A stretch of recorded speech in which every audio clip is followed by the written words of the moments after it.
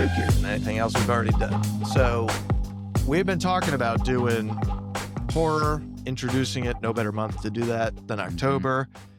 CK, you have loved the idea of going horror. We talked about a couple of different ideas. We landed on a little hide and clap here. Landed on Conjuring. What is it about Conjuring that you like the most? Oh, What do you think of when you think of the movie? What does it resonate with you most? They do a really good job of depicting these like entities and making them just terrifying. They set the scenes better than a lot of other movies. They also have great actors compared to a lot of other horror movies. Yeah. Which I was thinking about that, dude. Like, why is it every horror movie for like 30 years was like, let's get the worst actors we can find. Let's get the cheapest ones we can find. No, get good actors and they're going to be good movies. Exactly. I mean, it's obviously a very specific genre. It doesn't have the same draw that a drama or comedy or action would have, just because some people are not into it. Fine. But this brings out like some pretty interesting questions and thoughts that we'll dive into a little bit more on this, and we'll give the audience a refresher on this. But Conjuring I had never seen before you had suggested it, and I came into it with expectations that, well, I guess pretty minimal expectations, because horror is not my go-to genre, but I have started to appreciate it a little more over the last couple of years, because I like to put myself in situations where I think, what would I do? Could I get myself out of this problem? And this one is an interesting one because it brings out a spiritual and religious element that I think is pretty topical right now. And I can't believe that I haven't seen this, and this movie's been out for 12 years. It's not You haven't seen any of them. No, I haven't seen there's like any 10. of them. Like, I haven't seen any of them. And, this kicks off like a whole $2 billion universe for, the highest grossing horror segment or series that there is. I was pretty blown away by how they did this movie, because it wasn't your typical horror where, when I think horror, I think of slasher, gory, you're going to have like I think of a Saw, something like that, where you have scenes that are like, oh my God, Jesus Christ. But this doesn't have that. It's got more. And because I think it doesn't have that, I think it's more believable in its nature. And the fact that it's based on a true story gives it a little bit more credence, even though we've learned over this podcast and some others that based on a true story is a very thin line. That could mean anything, like Apocalypto, based on a true story by Mel Gibson. I like these kind of horror films. Like, I'm not really a big horror guy except for the paranormal. The paranormal I can get into. Yeah, like I hate Saw. Yeah, it freaks me out, man. I once watched like 5 Saws in a row. It was me, my ex, and my dad were it was around Halloween. She's over. There's nothing going on that night. And there's just a Saw marathon. Worst marathon. Worst. And we're just sitting there and like, dude, it fucks you up. Don't ever watch more than one back to back, because you'll go to sleep that night with like fingers getting chopped off and like arms flying. It was bad. But they're not really like, it's just, those are gore movies. And I like the paranormal, especially the demonic. Is the scariest, especially if you believe in this stuff. Yes. Some people think it's bullshit. I don't know. I mean, well, some people do think it is. I don't, characterize that however you want. I think that there is a spiritual world out there, because I think that there is good and evil. I think that if you believe that there is good, or if you believe there is evil, there has to be an alternative to that. And because I believe that, and I have something inside of me that you could consider a soul, whatever you want to say. It's a soul. It has something that is speaking to me and kind of directing me, and that directs me into things that I feel are right and things that Yeah. I feel are wrong. But sometimes I don't know what those things are and I can't put them into words. It's just an instinct. That's a spirit, a soul, something like that, where if you can believe in those things, then I think it is possible to believe that there are forces beyond us that have Yeah. influence on the material world. Yeah. The question is like, are they actually external forces? Like, is a demon actually a separate entity, or is it just a way that we describe when somebody does something awful and they're Yeah. like possessed by demons? Right. There's not really a difference. Like, they kind of mean the same thing. Yeah. I mean, Whether the entities are their own separate beings or whether it's just a way of describing like your internal battles. yeah. Well, exactly. But we'll never know until we go to that realm. So Well, that's the thing. You until we find a way to, access that world in a way that people can actually understand and believe, then yeah. it's going to remain a mystery. Or And if you have a really convincing experience, right. which I don't know if you have. Well, there's that so many people have that I feel like I think it's obtuse to just ignore it and say, no, they're all crackpots. There can't be. Well, that's wrong. There can be millions of idiots. Yeah. but Yeah, for but sure. I think there's too many instances that have things that are inexplicable.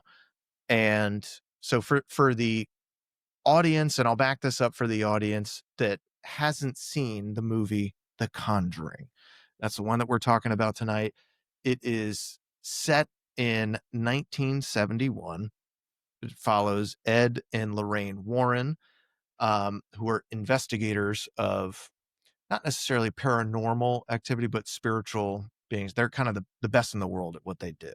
And they can essentially sniff out stuff that is haunted and um you know exercise it and take care of it for the people that are the victims. um they investigate the Perron family. Is it pronounced Perron? I think so, yeah. Yeah. Mm-hmm. So they investigate the Perron family's farmhouse. There is a malevolent spirit, Bathsheba, that targets the mother in the Perron family. And as the possession escalates, the Warrens attempt a desperate exorcism to save the family. So that's the concept. It's based on a true story. We'll tap into that in a little bit. But what what part of this grabs you first as a viewer? And I want your take as somebody that's seen this a few times, and I'll give you my take. Is it the Warrens? Is it the farmhouse? Or is it the based on a true story angle to it? Or Well, something else? oh, I love the Warrens. I think that's what makes these movies so popular, and it differentiates them from other horror movies. They have this like separate love story, really strong love story going on between this like perfect couple. Now they might not have been this perfect in real life, but in the movies they're portrayed as like really strong. Ed is like super masculine, great guy, very spiritual, and Lorraine is she's got this gift that is sometimes a curse. Yes. But they just make it so much more personal, and we've got two great actors. I mean, they are pretty damn good actors. I feel like they play their roles as I would expect people of that ilk to play, or basically be that character.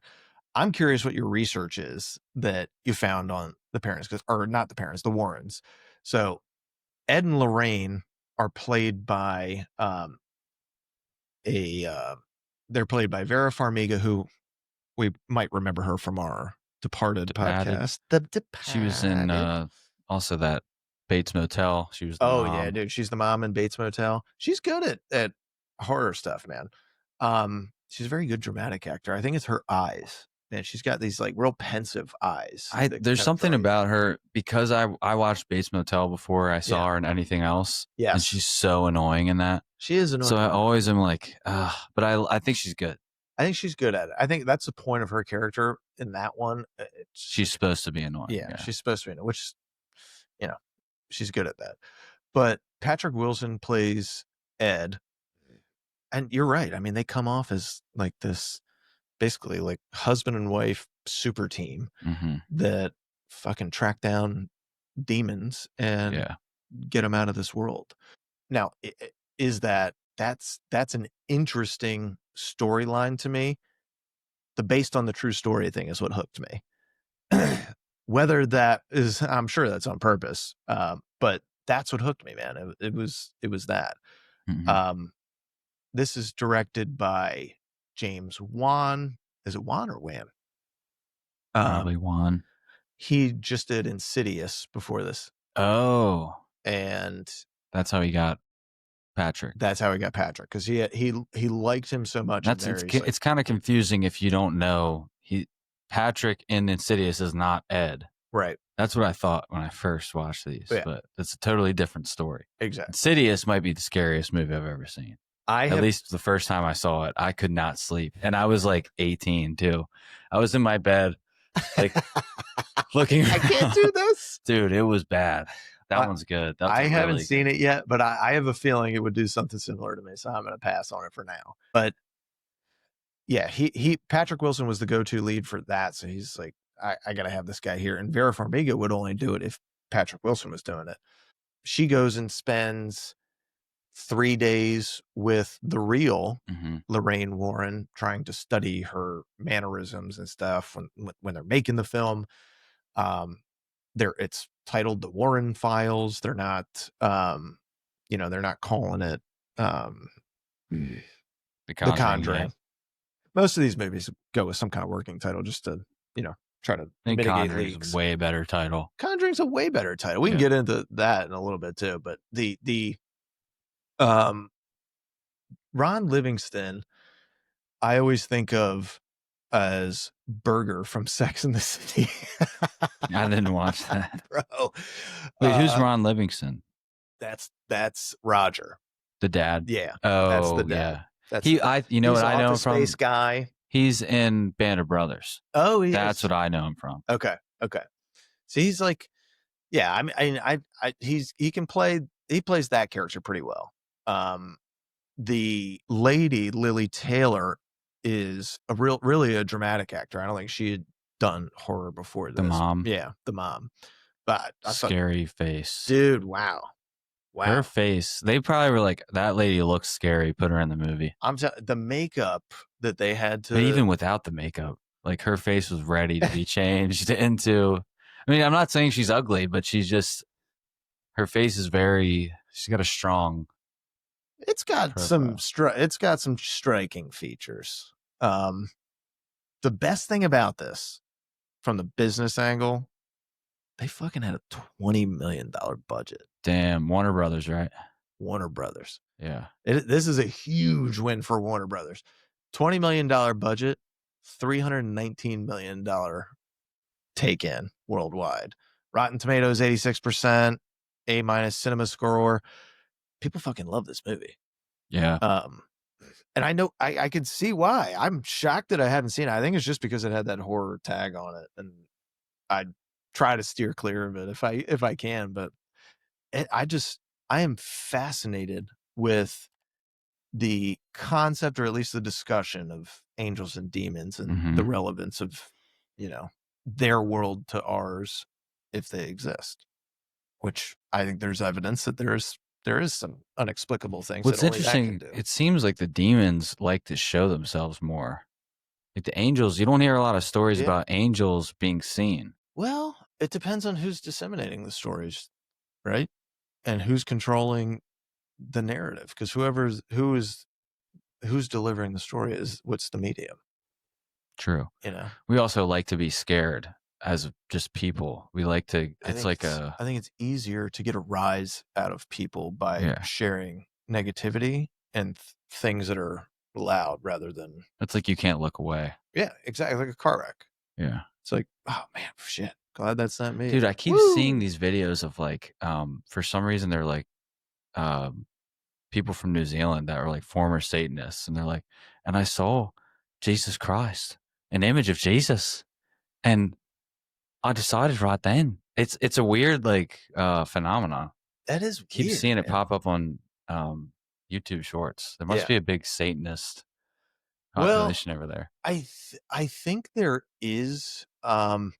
There is certainly a lot more discussion right now in maybe not pop culture, but maybe geopolitical circles about secularism and Christianity and all kinds of religions and how we're gonna make it work and how that stuff is tying into government or not tying in, and should we have it be a part of government more? Maybe we were better off with it. And I think it's a real weird discussion, but it's way more prominent now than it's ever been. I think there's a few things that have led to it, but there's kind of like a little bit of a religious resurgence right now, which is another thing that kind of drew me into this, because like, wow, I am seeing, more discussions on this topic. Let's see what 2013 had to say about it.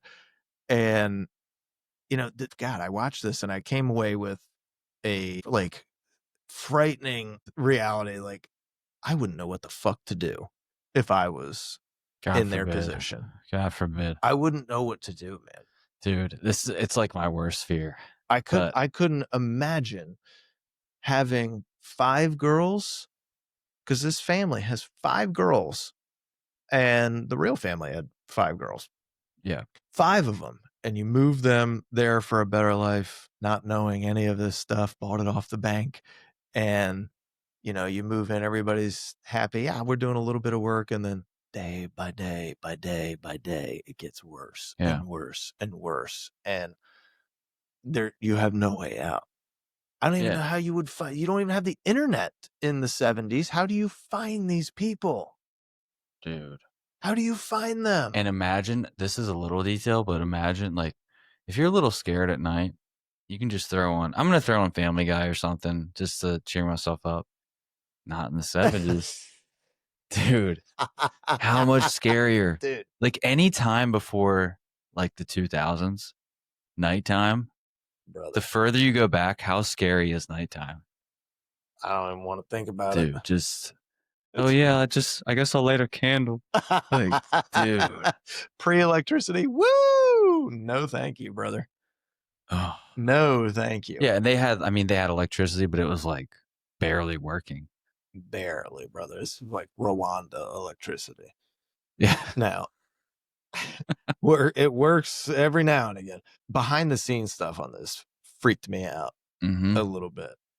The real family shows up on set at least once. The mom sees Bathsheba in the makeup, has like a fucking panic attack. Oh, I mean, says, I don't blame her. I had a panic attack seeing it. That's exactly what she looked like. Oh, and oh my God. And that kind of confirms your belief right there. If you're like, what are the odds that they just... Now, if you follow, legal cases and murder cases and things like that, eyewitnesses are not reliable because, your brain can kind of distort. Now, one of the daughters that lived there, she wrote a bunch of books about it, and I watched an interview of her. Now, she believes that, so the house has like multiple spirits in it, and Bathsheba is one of many spirits in the house. The movie, because they have to like pick a plot point and stick with that. So the movie picks Bathsheba and they make the whole movie about that's the demon in this house. But this daughter who lived there, she felt that Bathsheba was wrongfully accused of witchcraft. Yeah. She was never proven to have killed her child in real life. In the movie, they kind of like say she sacrificed her child to Satan, which is fucking terrifying. In real life, she had a baby that died, and the townspeople were like, she's a witch. And so if she didn't do it, imagine the trauma of that. Oh, of course. So in real life, this one daughter, she believes Bathsheba was not a negative entity and that she actually was like kind of loving towards the family. But that's just one daughter. But they still had. Was it the youngest?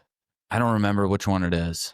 Man, they made her look real sympathetic to the spirits. The one that was talking to the little boy. Yes. The one got it bad. That was the one that kept getting her fucked with in the middle of the night. Oh my God. Getting her blanket pulled. And she got her ass beat by Bathsheba. Yeah. And so that actress, she's the one that had the bruising. Yes. And she had a legitimate medical condition, just like in the movie, how the mom's like, it's an iron deficiency or something. In real life, that girl got that actual condition, the iron thing, getting the bruises. And then as soon as they stopped filming, it went away. She was like on prescription for it. And so what is that, dude? It's the inexplicable. Yeah. Dude, Vera Farmiga says that her laptop was slashed 3 times, slashed with 3 claw marks. She later woke up with 3 bruises on her thigh. She started waking up nightly at 3:07.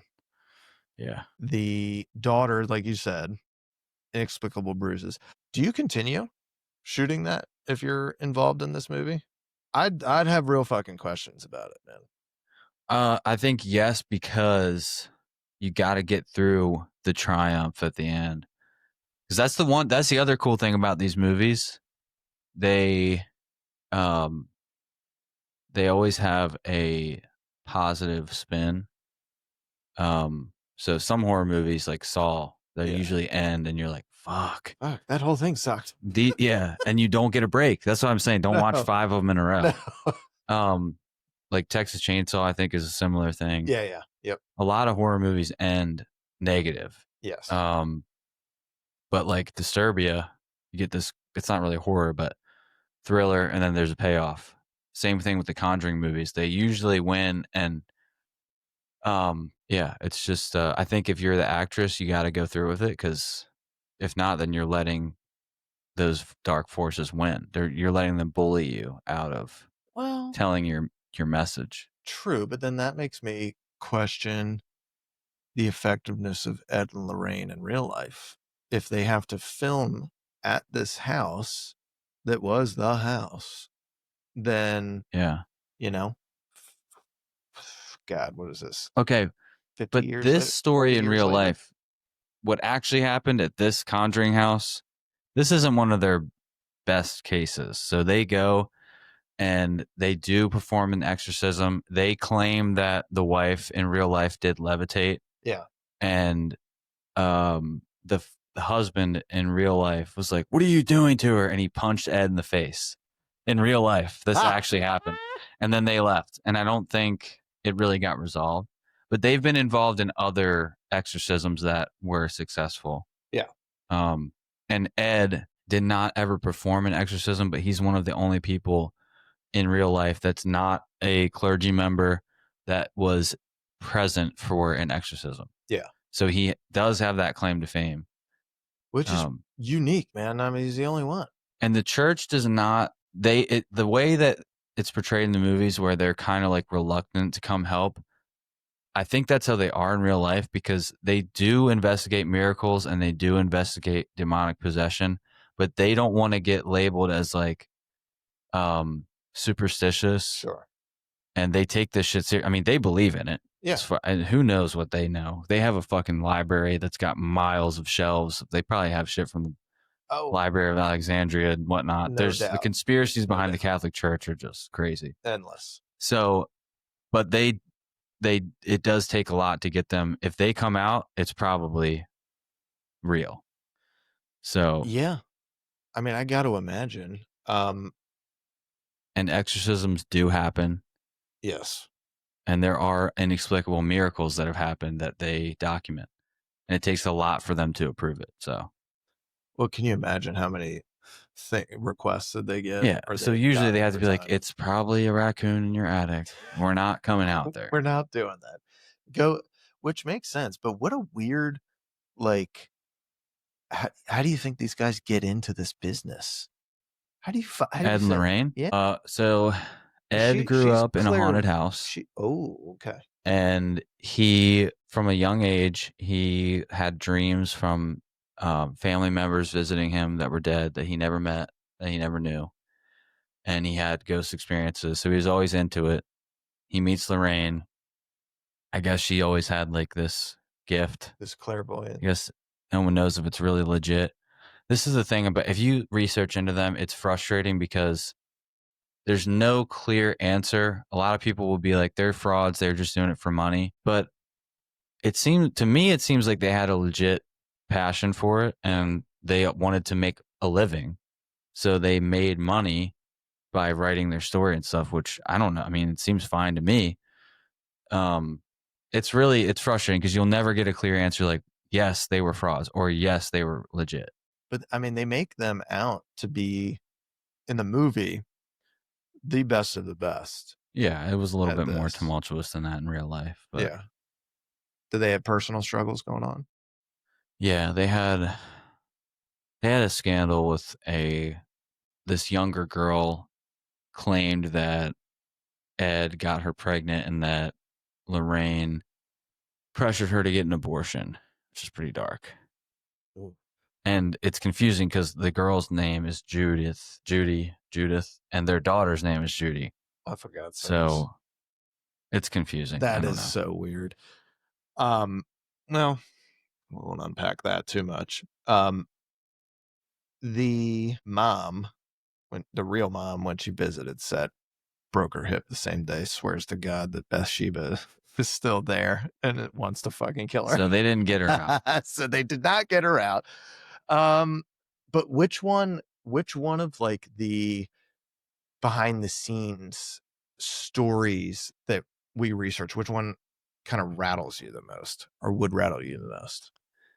Well, the claw marks would be fucking terrifying. I mean, you can explain away the other shit like bruises. Well, maybe I hit my hand or hit my leg in the middle of the night, but claw marks, dude. If I see claw marks, fuck that. The thing that they were explaining in the movie that I find interesting because I heard a story that kind of dovetails this. So I'll explain the movie piece first. They have religious items on the mantle, the fireplace, and they have a couple of crosses. Ed puts out some crosses, sets up trying to set up a I don't know that it would be a trap or just kind of bait, because his advice to the family is, look, you've got a demonic spirit here.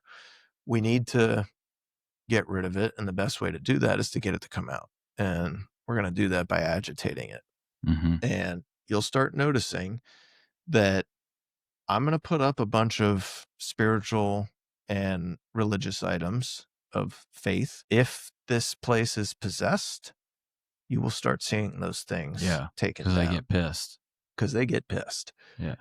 And lo and behold, after he sets it up, those things start coming down, dropping off the mantle, cross falling down on its face.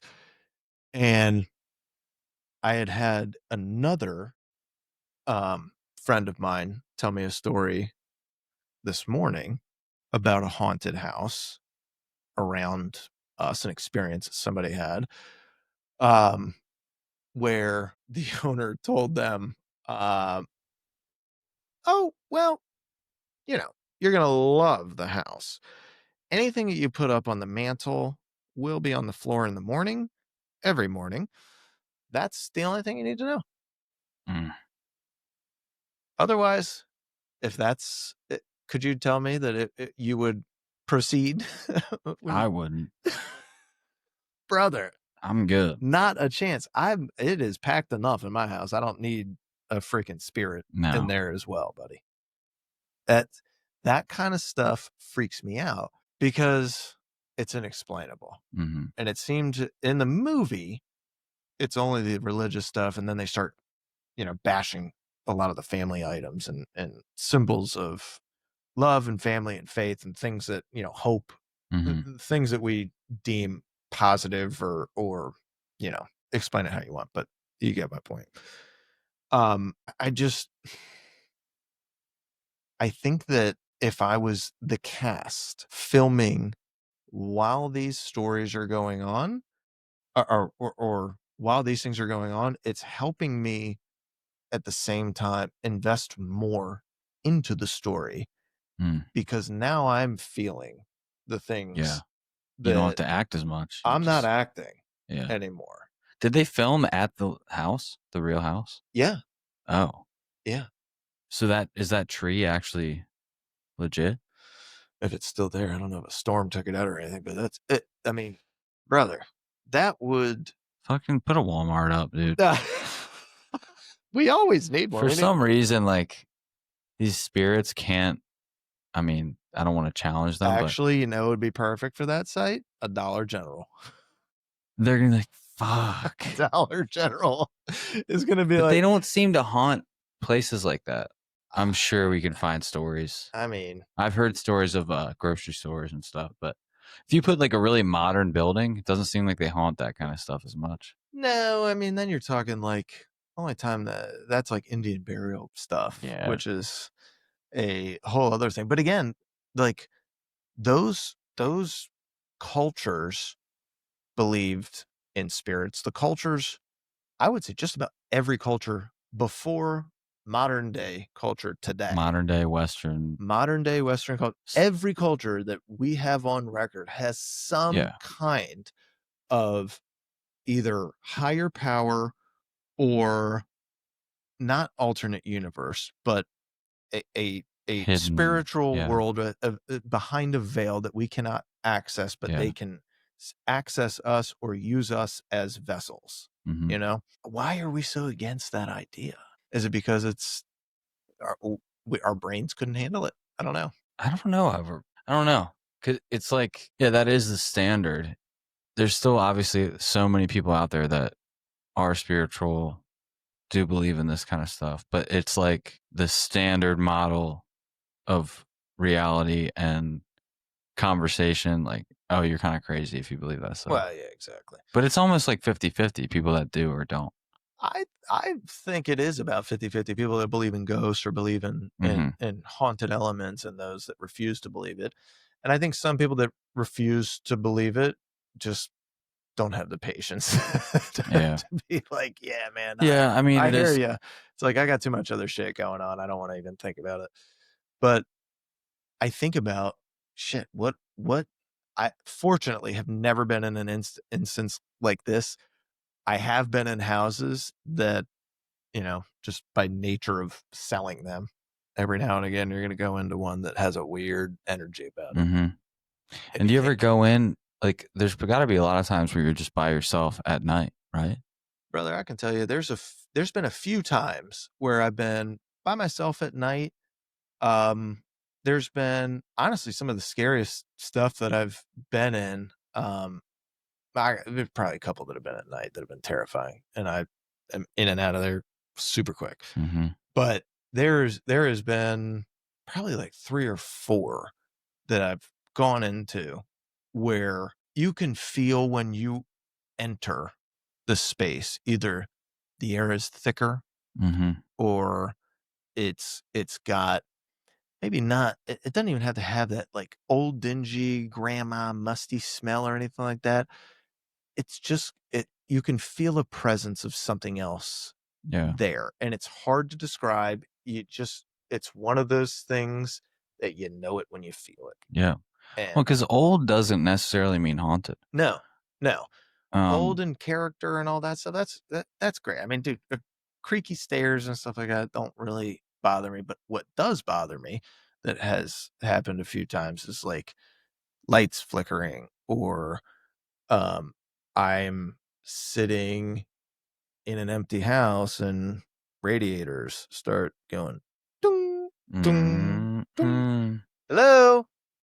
You've had that where you say hello? Hello? You've had that happen? Yes. Oh. It's fucking terrifying. I've never had it happen where I go, anyone there? And no one responds. Oh.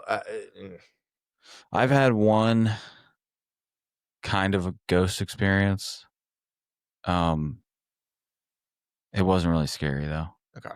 But you were telling me that my little brother says okay. that we had a ghost in our house growing up. Well, it wasn't technically wasn't in the house. He says so. Griffin's room, Shane's little brother, was in the basement. He had the whole basement to himself. I was gonna see if he would call in for this, but he didn't respond. So, he said he woke up in the middle of the night in his basement room. There was a window. Yep. That was what do you call those windows? It's a egress window. Yeah. To get out of a basement, so it's like a window well, and it's big enough for you to slide the window and firefighter to get in and out. And carry a body. So okay. So like somebody could like hop down there if they wanted to. Yeah. And we used to sneak people in and out of there all the time. It was fucking perfect, dude. So I actually got caught by your mom a couple times. Sorry, Coco. But he said he woke up. It's not going to be the best story. He woke up, turned over, looked at that window. It's right next to his bed. Yeah. And he saw a face, a floating face, like kind of translucent, old lady. Oh. And I'm pretty sure he just sprinted upstairs. Yeah, dude. I don't know how he slept down there again, but he did. I wouldn't have, to be honest with you. I would have at least taken a week or so. I am out at that point. Well, and by that time, you probably were at Maryland. Oh yeah, so yeah. He could have just gone and slept up in your room. Because guess what? That was my room. Oh, that was your room for a while. Okay.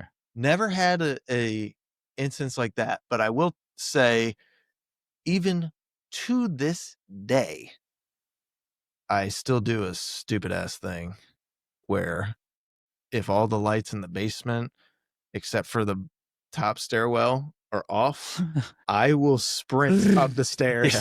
Dude, does anyone not do that? Does anyone not do that? If you don't, you're weird. I don't know what to tell you, but I'm always. If you don't, you might be. Something is coming after me. They need to call Delta Force if you don't. If you just walk up. I've done it before. Like, I did it one time, like walking up the steps, and I was like, I'm gonna walk. I was like, fuck any spirit that's no. And by the halfway point, I was like, all right, okay, yeah. Just a little. And then I stop and look, but I'm always terrified. I mean, dude, imagine you did see something and you turn around. Oh, I've seen stuff before. The question is, was it your mind playing tricks? Exactly. Am I playing tricks on myself because I'm anticipating? Have you seen any faces or just like figure? Because a figure, like a dark figure, could be anything. Right. Shadows. If you see a face, although our brains are really good at making faces out of nothing. Well, there has been times where, and it also, I think it depends on your state of mind and if you're going out looking for stuff too. Yeah. So there's a couple of supposed haunted locations around Davidsonville and Crybaby Bridge. And so buddies of mine and I had some friends that lived in Davidsonville. We would hang out, drive around sometimes at night, trying to go to parties, do shit that high school kids do. And one of my buddies was real into horror and spooky shit and all that. So he thought it was a good time to drive over Crybaby Bridge and all the and look for the spirit, the ghosts and stuff. Now we did not see that, but I do recall seeing something in the road that you can see it 1 second, it's not there the next. That's just, is it something that I'm convincing myself in that moment I saw because I'm looking for like, oh shit, don't make me do this, man. But that one, I'm on the lookout for it. what you're supposed to do with that one is you're supposed to drive there, park your car, and then you're supposed to wait, and you'll hear like singing or something. That's the urban legend. I've never done that, but dude, have you been there recently, like within the past 10 years? No. Okay. So I went in high school and we started because they blocked it off because of all the what do you call it? When the road caves in, sinkhole. Oh my God. There's sinkholes in Davidsonville like every other day. Oh yeah. Now that road is blocked off. As far as I know, you can't go over that bridge anymore. At least you can't go the one way in, and it's a one-way bridge. So if somebody's on the other side, you got to wait. So now if you go, it's way scarier because you can't drive. You have to park at these concrete blocks and you have to walk in the pitch black fucking Davidsonville woods. Davidsonville has like no streetlights. None. Dude, you got to walk down. So I went in high school with me and my friend and 2 girls, and we started walking and then we turned around and walked back because we were too scared. We acted like we weren't scared. Like, this is dumb. Let's turn back. No, we were all terrified. Terrified, dude. It's so dark, you can't see anything. We didn't make it to the bridge, but imagine making it to the bridge. And I went again with Casey. We pulled up to the blocks. We didn't even get out. We just looked at it and we're like, yeah, fuck that. We're not going. No thanks. And here's the other thing. If you go looking for this stuff, I mean, God forbid you see some demonic or... Oh my God. But another thing, even more in real life, running into a real person down there is almost worse because then... Yeah. What are they doing there? What the fuck are they doing there? Yeah, that's really the worst thing that could happen. But so the basement thing, that we can bring that into the scariest scene. That has to be. Well, dude. There's a few. I mean, there's quite a few scary scenes in here. Which one sticks out to you the most? Is it the basement scene with the levitating? What? No. The clap. Oh, the fucking because clap. That's the fear that we all have. Yes. Running up the stairs. And you always get up. You always get up the stairs. Uh-huh. But she didn't. And the door slams, and then the worst nightmare, the lights go out.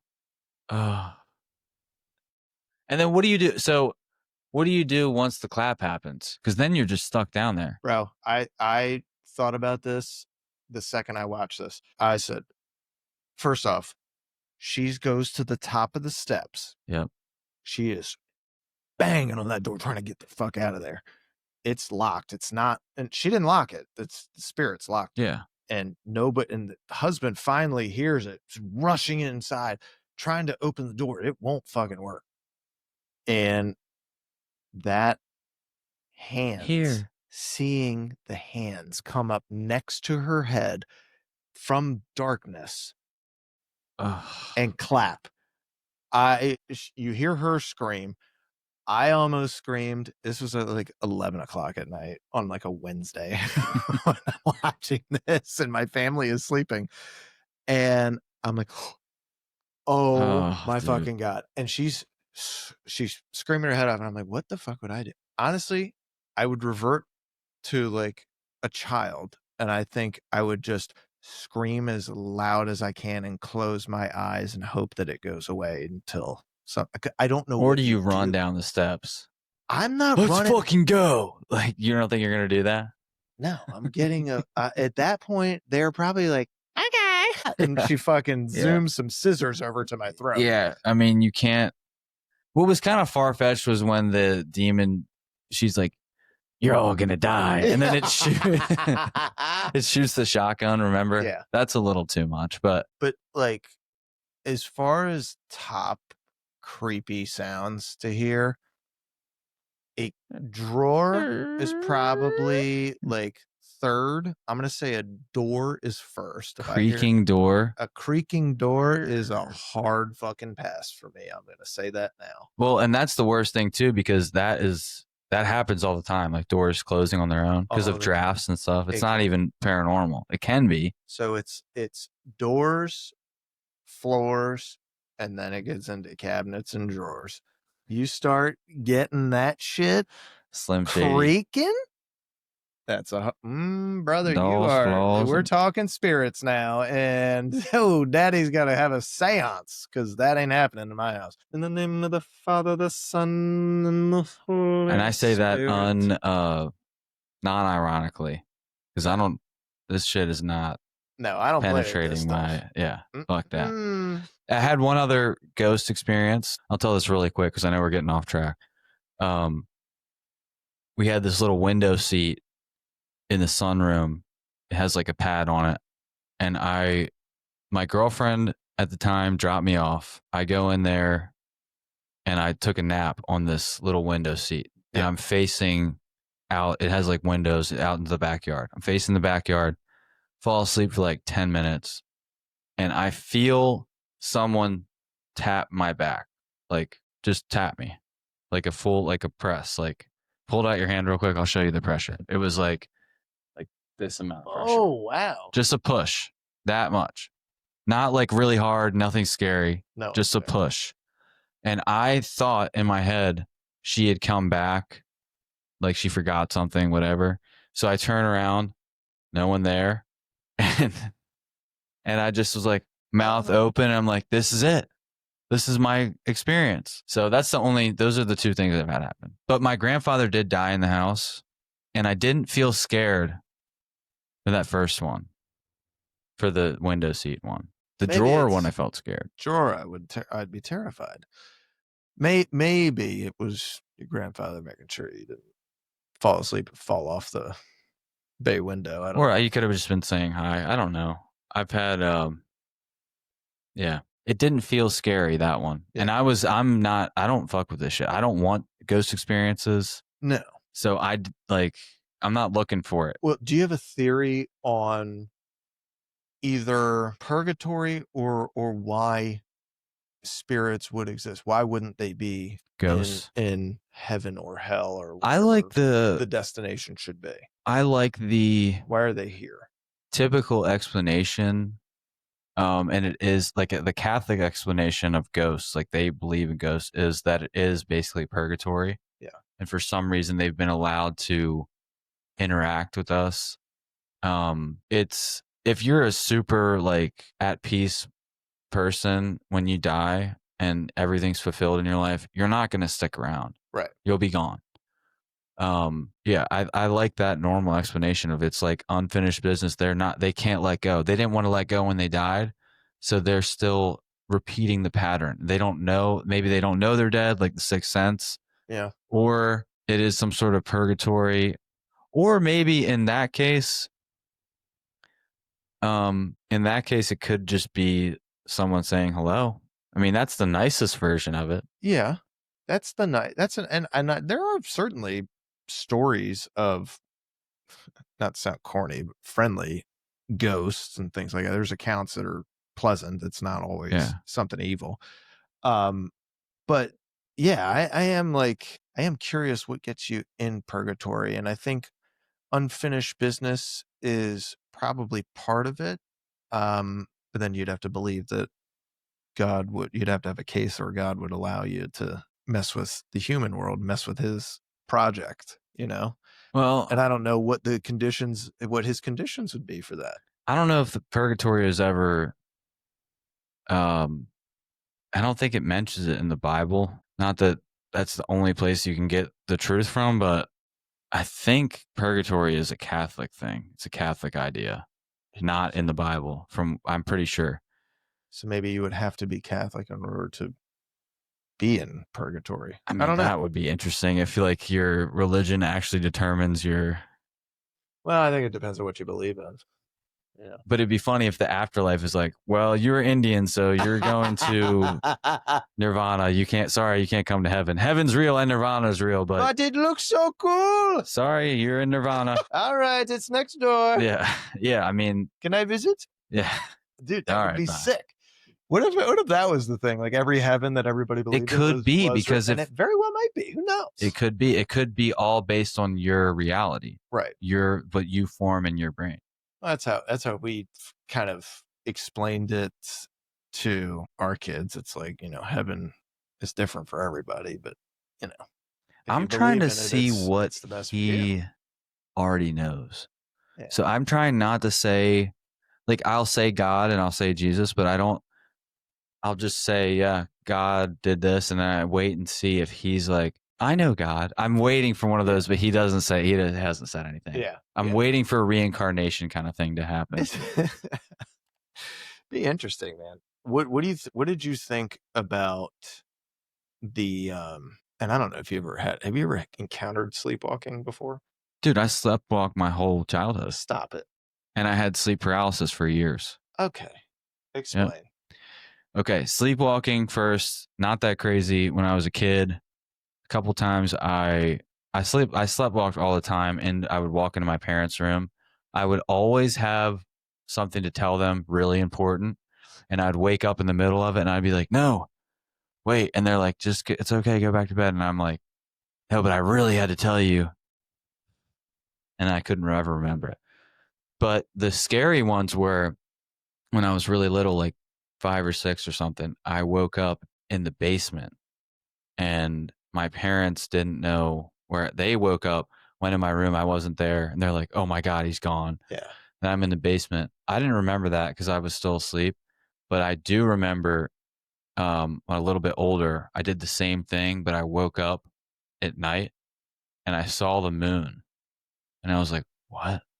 And in our living room, we had skylights. Yep. So I'm like, why do I see the moon? And then I look around, like, I'm in the living room, but it's like 3 a.m. or something. So that one was the only scary one. The rest of them were you're just moving around. Did they ever give you like a what caused it? No, but my cousin, similar, he talks in his sleep. Do you have to have nonstop. like a disposition for it? Or is it like a genealogy? I think thing? it is. Some people are more like susceptible to it because my cousin has it and my aunt. So a few people in my family have it a lot. But the sleep paralysis fucking sucks. I haven't had it in a while. Knock on wood. What is that? You just can't move?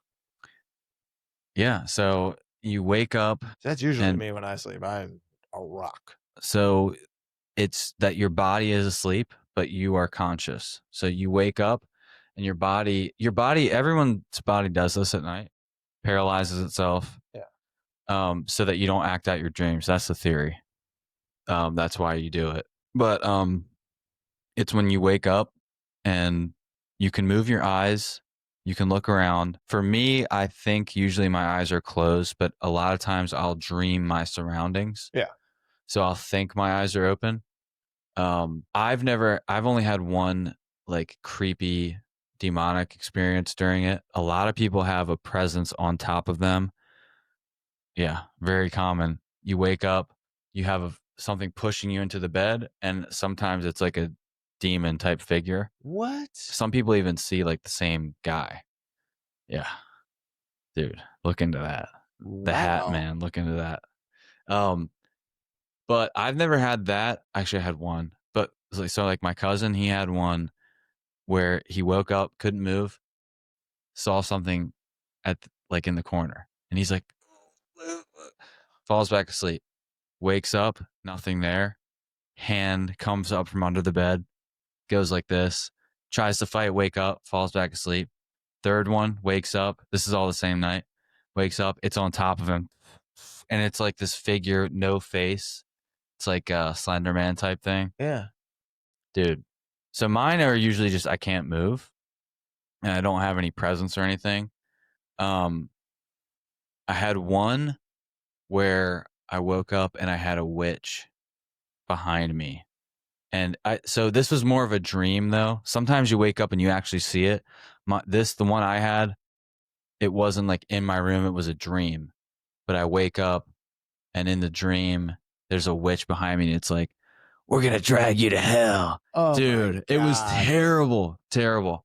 Oh my God. Dude, I've had some fucked up dreams that are related to this stuff. Do you think that maybe those visions are your dreams that are because you're kind of paralyzed, for lack of a better word? Those dreams and in your subconscious, or I guess they come out into your consciousness as a vision, I guess. I don't know how to explain that. Okay, I think the Super majority of these things that happen at night are straight up just dreams. Yeah. And I think there's a difference between just a dream that's your brain making it, and then there's sometimes you tap into a different reality behind the veil. Yeah. Like my cousin's thing, I think that was probably just a nightmare. My thing with the witch, that was just a nightmare. Because I've had ones that are, it's not a nightmare. It was like something real. We can get into that later. But yeah, I think it's usually just a dream. I figured I fixed my sleep paralysis. It happened senior year going into college, started with like senior week, and I was super sleep deprived. We're just drinking and sleeping like an hour a night. Yeah. And I had it falling asleep. As you're falling asleep, you feel your body start to go limp, and then you're like waking yourself up. And then that started it. And then in college freshman year with lacrosse and everything, staying up, studying, waking up at 5 a.m. That's what was causing it. And I figured out you get it more when you lay on your back. Yep. And there is a quick fix if you ever have it. You go like this with your face. I'm serious. So you can't move your body, but you can move your eyes and your face. Yeah. So what people will tell you to do is move your fingers until they wake up everything else, but that doesn't always work. If you do this, it like sends a jolt through your whole body and then you wake up. Yeah. It'll work the first time. Damn. The second time it might not work. But now, how do you think you would have reacted if you were sleepwalking and you encountered a Bathsheba on your wardrobe? So now the sleepwalking, I was always unconscious. I never remembered it. Yeah. Now, I think in the movie where she gets possessed and it throws up in her mouth, that's the scariest scene to me. Oh my God, it's disgusting. Because the face is fucking terrifying. The face is awful. I was watching a video earlier and I saw that thing and I was like, oh, it's dude, disgusting. And but they when they saw that, the family saw that face on set, they were like, oh my God, that's it. That's terrifying. We gotta get out of here. These Conjuring movies, that's what they do so well, is they're able to make these faces that you never forget. And you got to watch the other ones. The 2 is worse.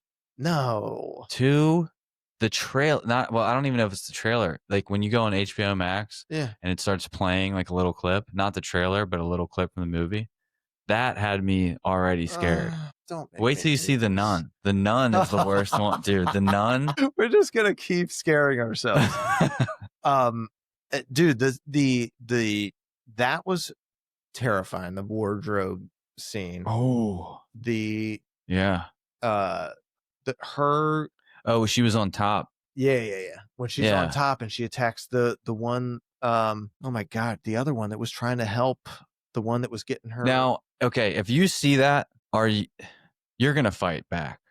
I know you're gonna fight back if you see that. A Bathsheba. I'm gonna try and swing and or do you just run? I'm screaming at the top of my lungs and I'm scared to death. But you're fighting. Yeah. I have to fight it. Yeah. And it's probably something that I can't fight because it's a demon. And while it's weird too. I mean, it's not meant for me to understand, I guess. But how did these things go from spirit to like physical being, to a physical being, and how you feel the physical being, where if that thing was to jump on me and I'm falling down to the ground because of its weight, because it is a physical thing, then I'm on the ground screaming. If I'm swinging, am I hitting an actual physical thing, or am I just... Well, and that's when in the movie they run up into the room and then she's flailing on the ground, but there's nothing on top of her. Right. Exactly. But I feel like that's where the movies differ from reality, where I think these possessions and the ghost stories, there is some truth to them, but I don't know that maybe they see a face like that. Yeah. But I don't think they see the face and then they see the like jumping off of the wardrobe and then fighting them.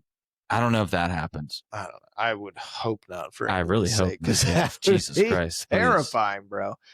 And then we have the climax, hubba hubba. Yeah. We got the levitating. Yeah. And yeah, man. So you looked at a lot of the behind the scenes stuff. So if you covered anything on that scene already, feel free to just tell me to shut up. But that was like watching that freak me the fuck out. And then reading in there that no, that actually happened. Like they said she did levitate. The levitating thing was legit. I don't know, man. That freaks me the fuck out. But they said it wasn't in real life. It was not an exorcism. Because he can't perform an exorcism. Right. You have to have a priest. Correct. In the movie, he went ahead and did it. Yeah. That was a little inaccurate, but yeah, it's not accurate. So the real case, the Perrons live in this house from 71 to 80, 1971, 1980.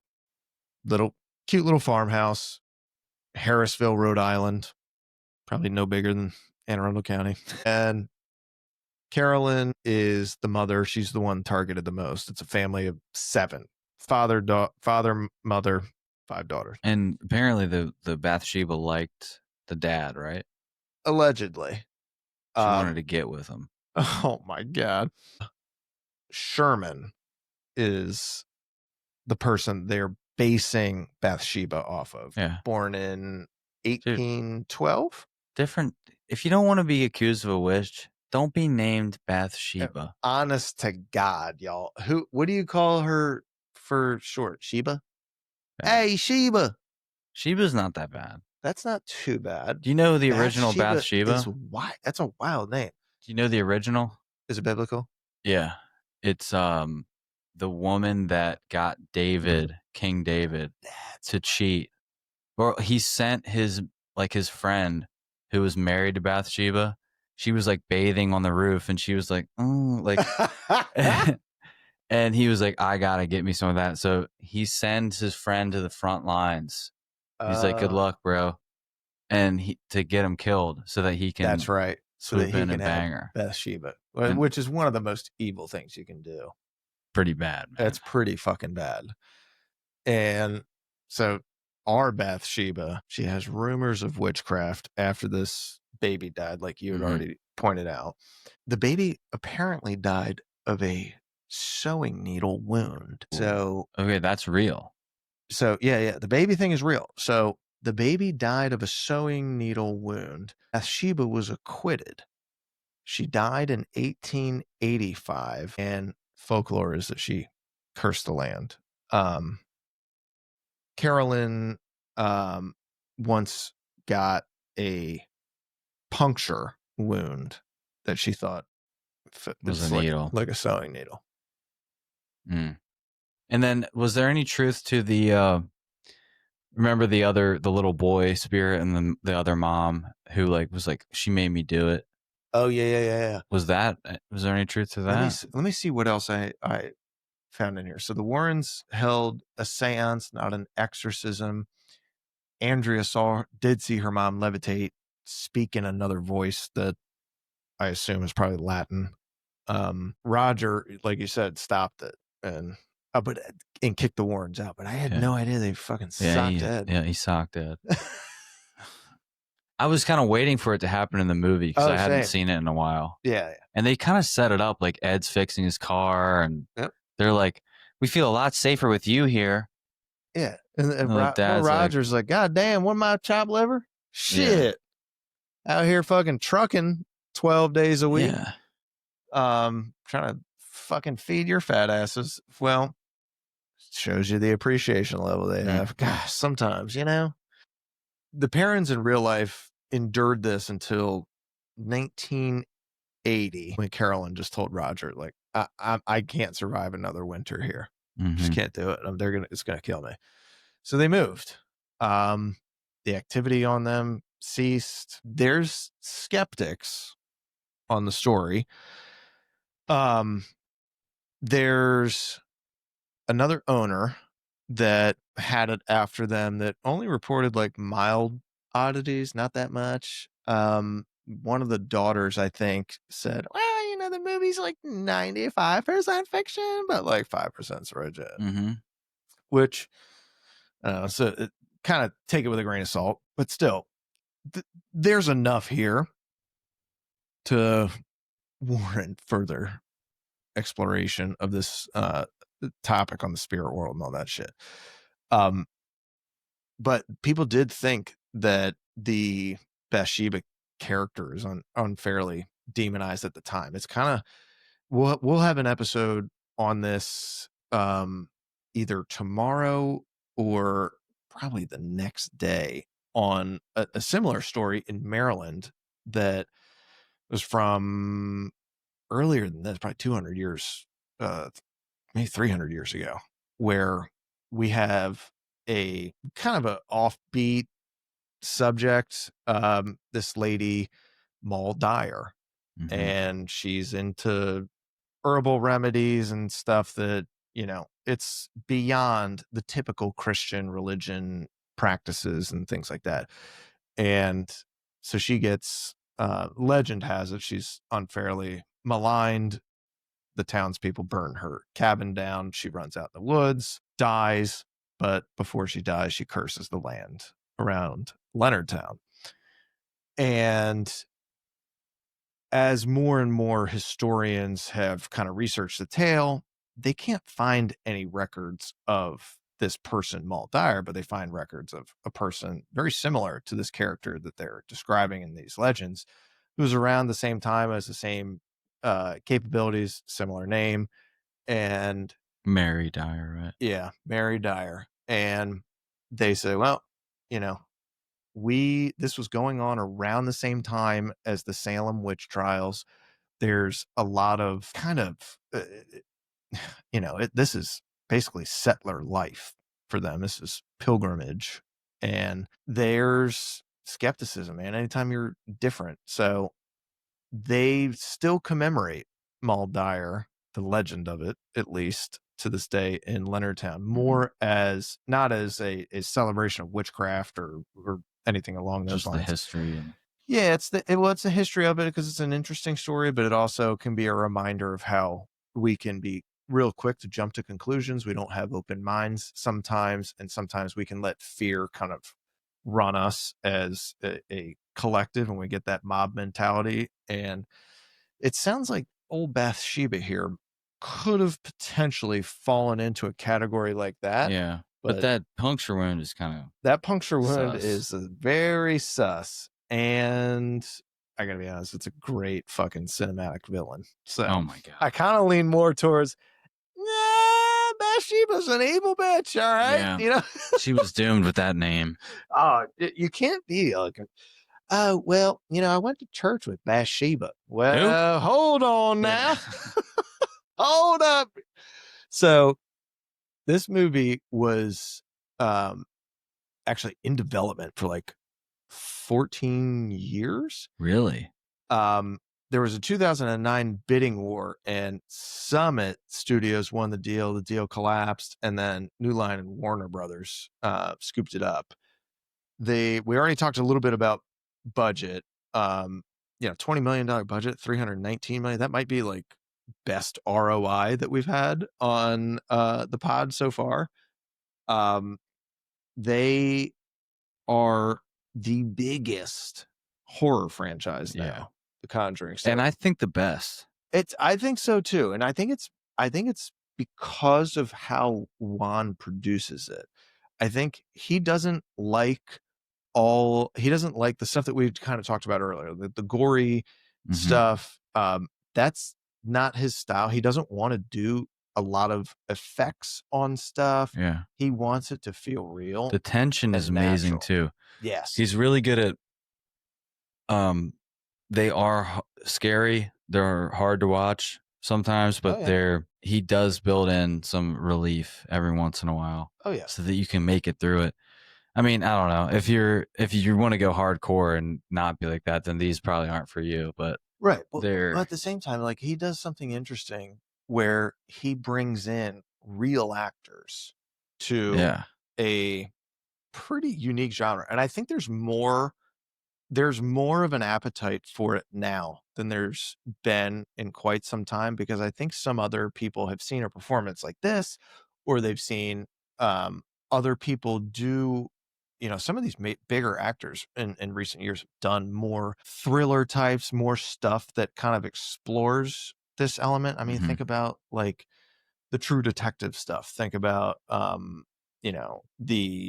there are elements of that have been tapped into that are very similar to this, and Hmm. this, I don't know that it jumpstarts that stuff, but they made they now have 8 films in this universe, $2.1 billion dollars in Mm. gross revenue from all these movies. They fast-tracked, like, as soon as this came out, they fast-tracked Annabelle. They said, "Well, we're gonna get that, that's an Because easy one." Annabelle was in this one, right? Yeah, well, In the that's the thing. chair, They and kinda he kinda soft launches it, yep. but first, because that's the opening scene to this movie is Annabelle, You haven't and seen Annabelle yet. no, I haven't seen Annabelle. And I have a oh my god, I got a sweet cousin named Annabelle. This poor thing. She's like in middle school when that movie comes out, and she's like, "God damn it." Oh, that sucks. It's like being named Karen. Like, Yeah, it's like you're like, "Yeah, I can't fucked. I didn't do this to myself." you could But switch to Annie. yeah. Yeah, I mean, you could, but she's championed through it, man. She's a trooper. So but they make this universe, but I think it's because of it's not so detached from reality like some of the other stuff. It's not so sci-fi that it feels like, okay, this is beyond the realm of possibility. Hmm. He leaves just enough in there for you to believe maybe.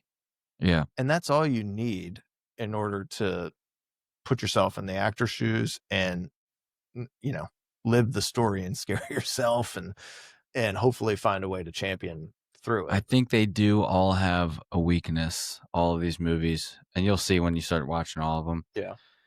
The ending is always a problem because the best part of these movies is the build up. You start off, everything's normal. Yeah. There's a little bit of a creepy thing. Why are the clocks at 3:07 every day? That's a little weird. Whatever. Go to sleep. But the build up and then the first scare, the first jump scare, the first like disturbing face, they have trouble tying it all together because you have to have this confrontation and then it gets, if you make it too realistic, it's not going to be entertaining enough. So they have to go a little over the top. I think the first one might have the best ending because she's like just crawling through Yeah. the floorboards, but some of them get like really supernatural to where it's like breaking the laws of physics and like, Gotcha. and then it's also like you're physically fighting like a demon, and then it's some, in some ways it takes away from it because the scariest part is like you don't know if this thing is real or not Right. or physical or not. That's the weakness I think they have. It's hard for them to tie it up at the end. I will, yeah. I mean, I feel like that's probably the hardest thing in most of the horror films Maybe just because, all movies. well, I mean, yeah, all movies need to wrap up in a way that satisfies the audience. And Yeah. sometimes I would say more often than not, the audience probably leaves wanting a little something more, but it depends on where, where is this movie? Is this movie's the beginning of a universe too? Because then you're gonna obviously have Yeah. open-ended questions to stuff that you're gonna be like, okay, well, now I got to come back for more answers. But they do in this one, they do have a pretty damn good finale scene. Um, I can't remember exactly.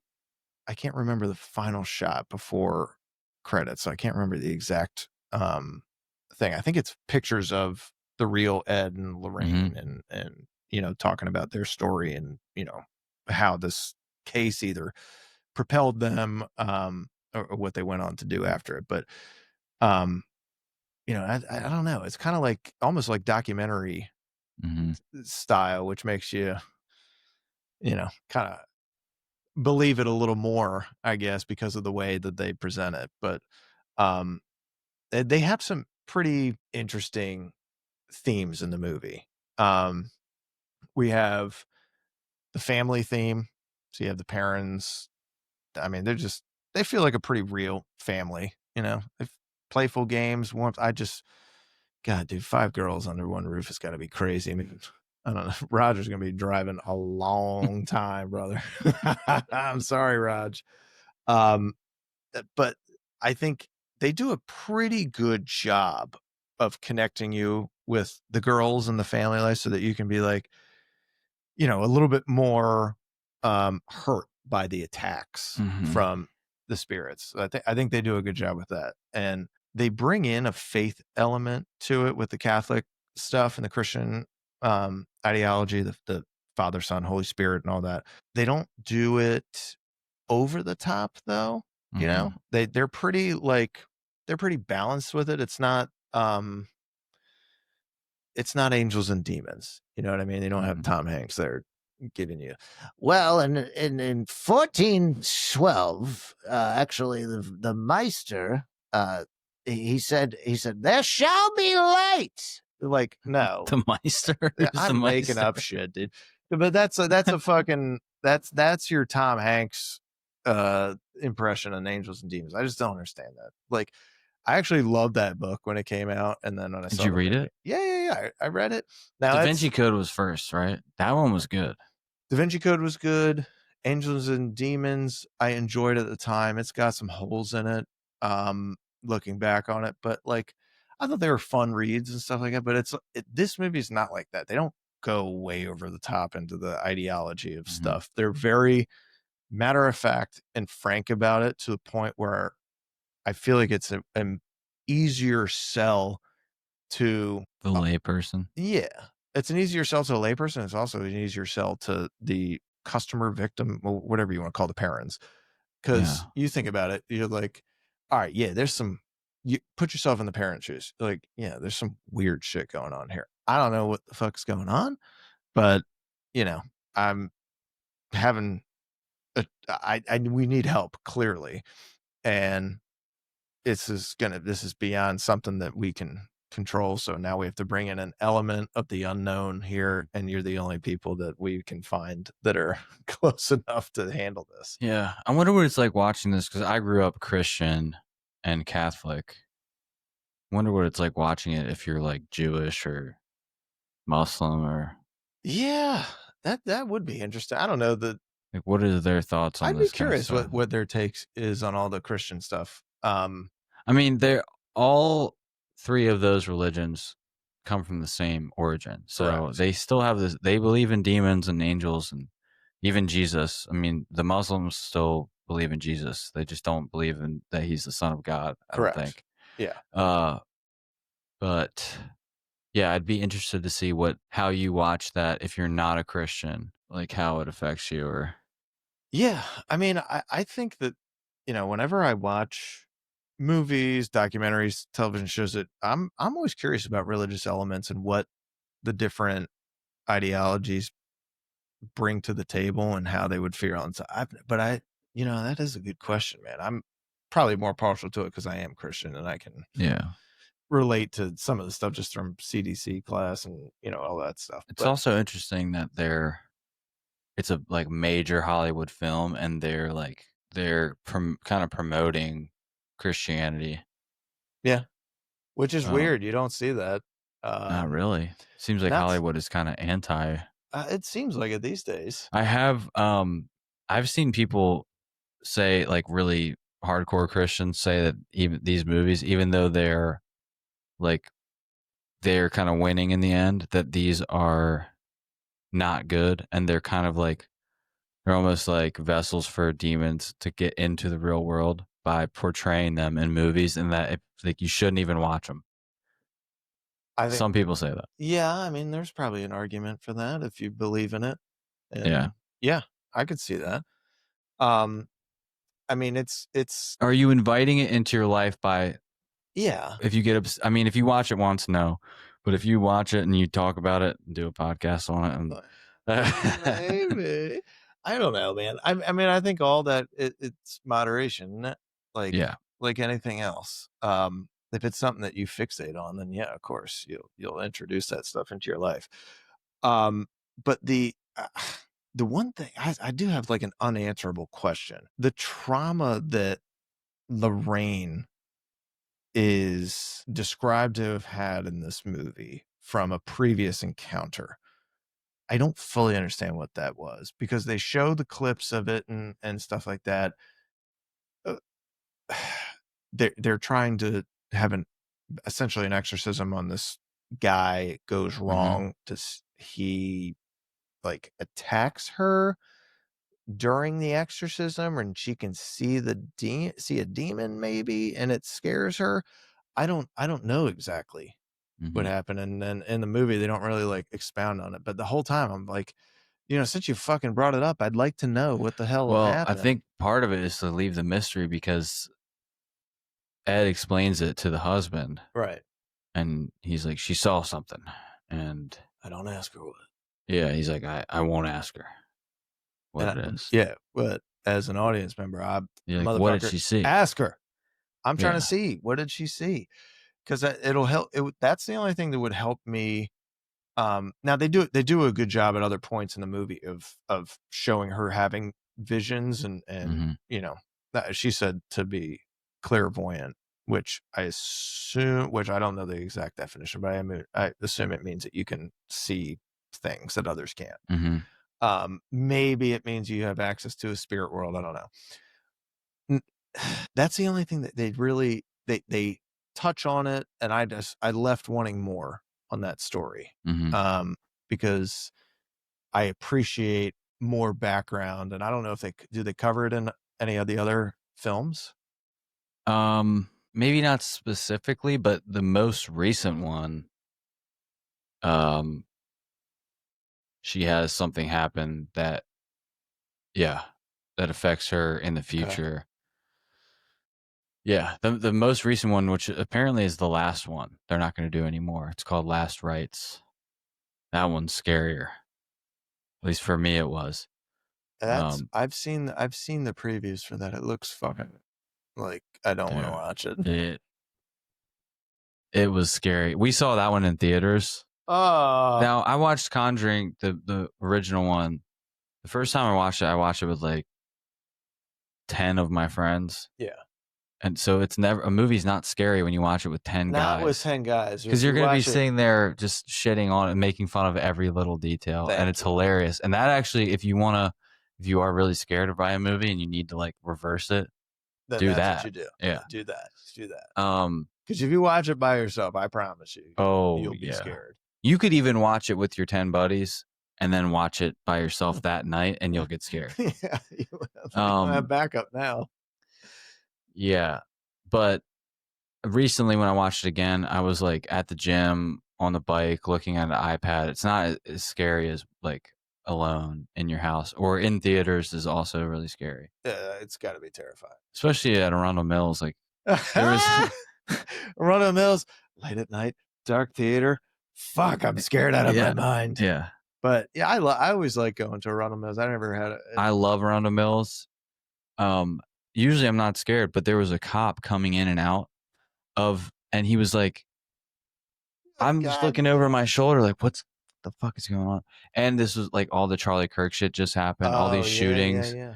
So I'm not worried at all to go there. It's my favorite movie theater. But with all the shootings, I'm just like, is there going to be a fucking shooting? It's sad that's something that we have to actually be concerned about. I know, it's fucked up. Who has the best performance in this movie for you? I'm a big fan of Ed and his actor. Yeah. I thought he was great, man. I think it's between him and Vera. I guess. Oh, you wouldn't say the wife? What's her name? Oh, Lily Taylor. What's the characters? Carolyn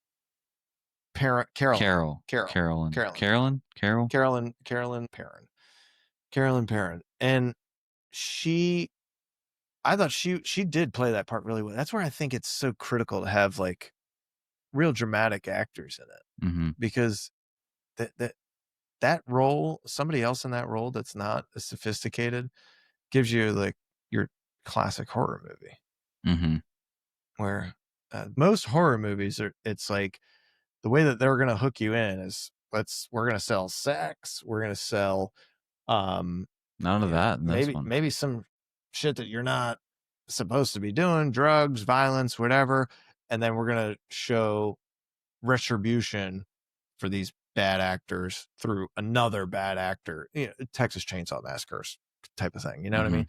So it's nice to not get that in this one. But I because I don't know, I just think it makes it resonate a little bit more having somebody that's got the power to make that character likable and also like feel her journey with her. Yeah, I mean, I would say my favorite performance probably is Ed. Yeah. I think Vera has some pretty awesome moments. I liked seeing her visions, and I I wanted well, I don't know that I wanted more of it because there's some scary faces in there. But I liked seeing her tap into that skill, or that gift that she has. Um, but Ed was like the steady rock throughout it, which you're gonna need that in times of chaos, which is exactly what this was. Yeah. Yeah. So I'm with you. I think I go with that.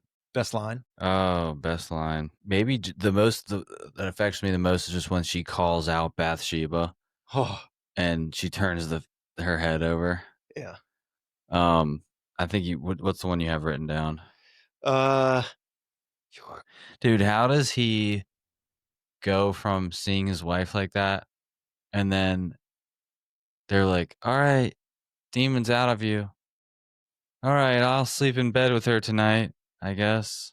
not doing that. No way. No fucking way. They got divorced in real life. Did they really? I'm pretty sure, yeah.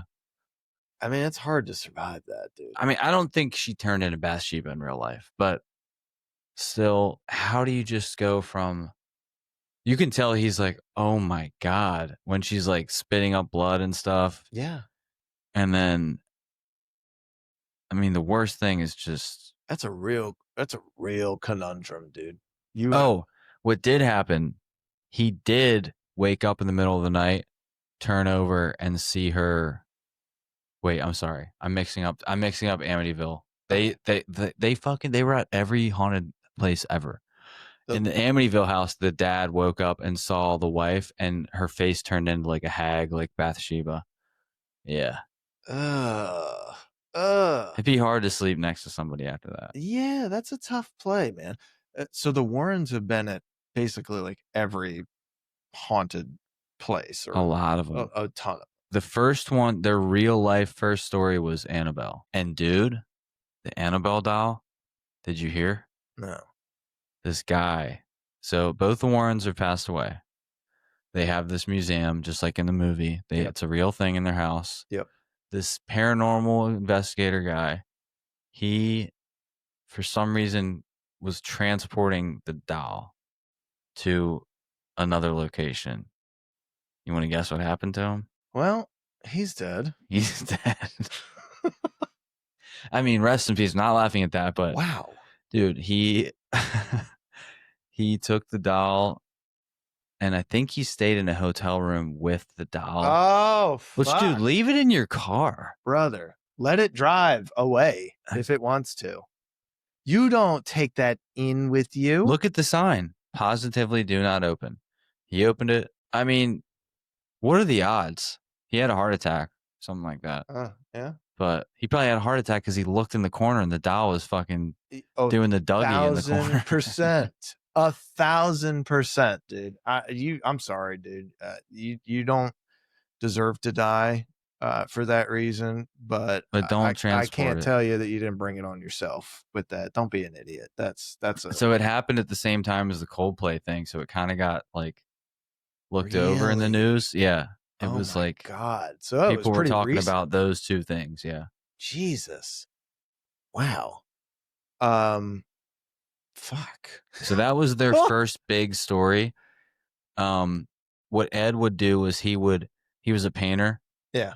So he would go to people's houses, he would paint their house, and he would make it look like a haunted house. Right. And they would go to places that I guess they thought were haunted. And then they would go up to the door and be like, hey, we just painted your house. do you want the picture? And then the people would be like, yeah, sure, come in. And then they'd be like, we do psychic readings of the house. You want us to check it out? This is how they got their business started. So he would paint houses. He would go stand outside their house, paint it, make it look haunted. Like he would do like a Victorian style, like creepy look. And like, yeah, I paint haunted houses. And then Lorraine would do a reading and be like, yeah, there's like 4 spirits in here and whatever. What? Yeah. That is a little shady. It's a little shady. But this was in like the 50s. I don't know if that makes a difference, but people were very trusting in the 50s. By the time 2050 comes around, if you're knocking on anybody's door, I painted your house. Yeah, I painted your house. Yeah, get out. Can you fucking beat fate, pal? Jesus Christ, we're not doing a psychic reading here. Go away. Take your little tarot cards with you. People these days would not go for that. All right, man. We've gone way overboard on this one. Where does this thing stack up for you? You're more of a horror buff than I am. Where does it stack up for you in like the horror genre? I mean, I'm a horror buff for these movies and more so just like YouTube paranormal videos. I like looking up creepy stuff. Oh, for sure. I'm not a huge horror movie guy. Okay. I just love these. I'm trying to think of other ones.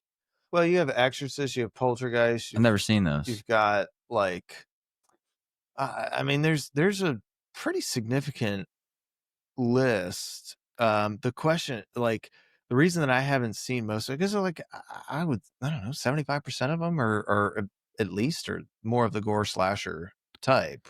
These, I think they're way better than your average horror movie. Way better. The casting instantly makes them better. I like the paranormal stuff over thriller and like there like another example like Strangers that's Griffin's favorite horror movie. I think no, his is what's it called? Sinister. That's scary. Ooh, similar vibe to Conjuring stuff. I think it's better than those though, and I like these paranormal ones better than the real life human killer stuff. That's scary, but it's just like that happens. I like the I mean, we do supernatural element. I'm a sucker like anybody else for true crime dramas and murder mysteries and things like that, but this is a nice change of pace. And I think for people that might be apprehensive to jump in on a horror, I don't know, this is one that you would want to start with, but I would say maybe give it a shot. If you're maybe not a beginner horror, but you've seen a few things and you can kind of take it a little bit, this would be one that you can say, I've watched it once. I maybe don't need to watch it 5, 6, 7 times, but I've watched it, I've seen it, and you know what? Those guys are right. It's a pretty fucking good movie. Yeah. I don't know that there could be a better title for the movie than The Conjuring. Yeah, I mean, I think it sounds awesome. I don't know if they really conjure anything. They kind of that's the thing. Do the opposite. They that is interesting too, because they don't really conjure. I just love the name for it. It just sounds great. It speaks to the eeriness and the otherworldliness of it, you know. I don't know what's the name of the town they were in. Maybe it's, you know, maybe they could do Amityville horror type of name to it, but I think The Conjuring just it's a nice title. I wouldn't change it. What's your rating? I didn't even think about this. I'm gonna say it's in the 80s. Yeah, I would 89, 88, 89. I'm gonna give it I'm also in the 8s. I'm gonna give it an 8.6. I think partly because I was scared, and partly because I have a couple of unanswerable questions. Namely, you know, I kind of wanted more time with Lorraine and to figure out what I might be going too high. 89 is pretty high. You think so? I don't know, man. I mean, for horror, it's definitely an 89. For horror, that's what I mean. Okay, so if we're just talking about horror, and not all movies, definitely an 89, if not a 90 something for horror. Yeah, This will In be the horror first and genre, it's a foremost. 90, 95. Yeah. For all movies ever, it's a 80 something. Yeah. It's good, man. It's highly rated. It's in the top 10 for just about every website we could research for horror movies. It's a great watch for people that are up for a little scare. So this thing's got scares. It's got an incredible fucking business legacy. Conjuring proves old school horror still fucking rules and sells, man. Next week we're gonna stick with spooky stuff.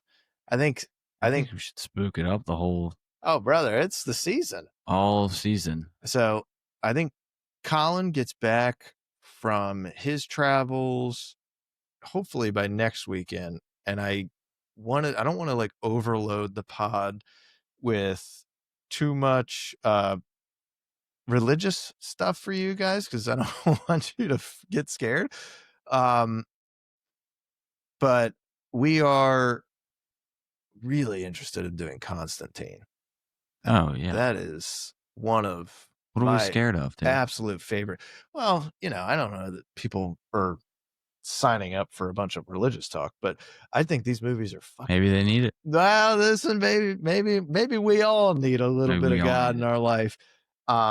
These are just awesome movies. Glad you guys could join us. Rate, review, send out your scary one scenes. Your scariest one scene ever picks. Follow us on House Cats. And I want to say, because we talked about a lot of demonic stuff, I want to bless everyone that listened to this in the name of Jesus Christ. Amen, y'all. We love you.